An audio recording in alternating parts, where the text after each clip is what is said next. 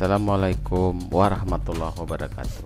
Jumpa lagi dengan Bapak pada pembelajaran Budaya Melayu Riau kelas 6 SD. Hari ini kita akan membahas materi tentang Laut Embun. Tetapi ada sebaiknya sebelum kita belajar, mari kita berdoa terlebih dahulu, karena setiap kegiatan harus diawali dengan doa. Berdoa dimulai. Berdoa selesai. Anak-anakku sekalian, pembelajaran memang sangat penting. Pembelajaran ilmu dunia memang sangat penting. Tetapi anak-anakku sekalian tetap harus menguasai pembelajaran agama yang lebih penting dari pembelajaran dunia. Mari kita belajar dengan semangat, dengan penuh ketekunan, agar semua ilmu dapat terserap dengan baik. Ya, beralih kepada Laut Embun. Sebelum Sungai Kampar bernama Kampar, dulunya bernama Laut Embun. Hulunya di Bukit Barisan dan bermuara di Selat Malaka. Sungai ini membelah jadi dua sungai besar di kawasan Langgam, yaitu Sungai Kampar Kiri dan Sungai Kampar Kanan. Sementara di hulu sungai Kampar Kanan dibangun bendungan air sebagai pembangkit listrik tenaga air untuk wilayah Sumatera Barat dan sebagian wilayah Riau Daratan. Tepat di daerah bendungan air terdapat kota lama yang diduga sebagai pusat kerajaan Katengka yang membangun Candi Muara Takus.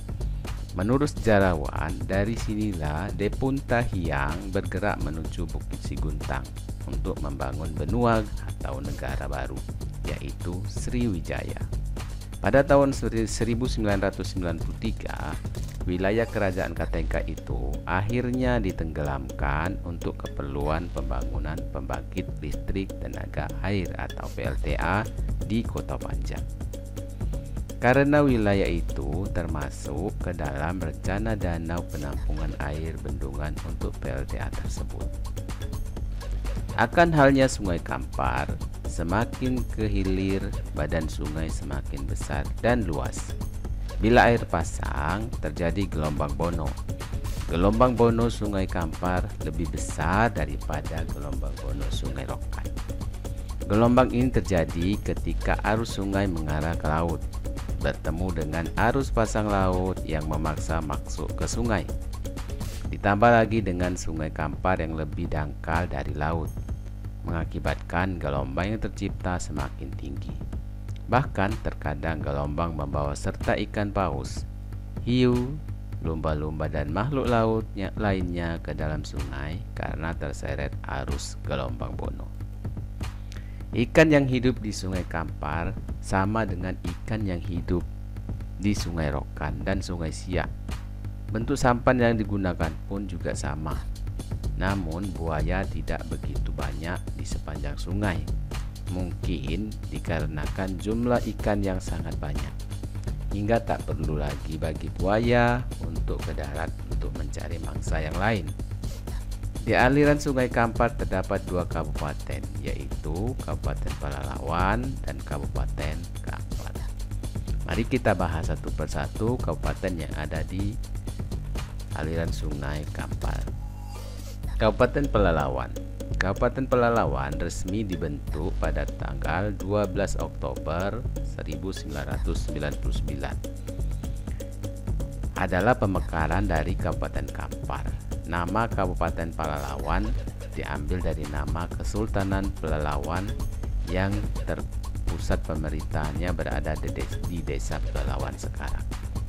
Ibu kota kabupaten ini adalah Pangkalan Kerinci.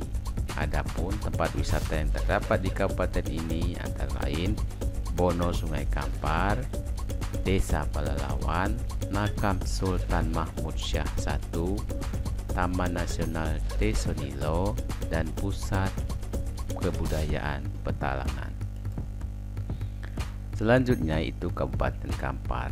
Kabupaten Kampar dikenal juga dengan julukan Negeri Serambi Mekah, beribu kota di Bangkinang. Menurut Salatus Salatin, Kampar menjadi tempat pelarian Sultan Mahmud Syah Sultan terakhir Malaka pada tahun 1526. Demikianlah pembelajaran kita hari ini. Terima kasih. Salam sehat dari Pak Madin. Assalamualaikum warahmatullahi wabarakatuh. Tetap semangat dan tetap menjaga kesehatan.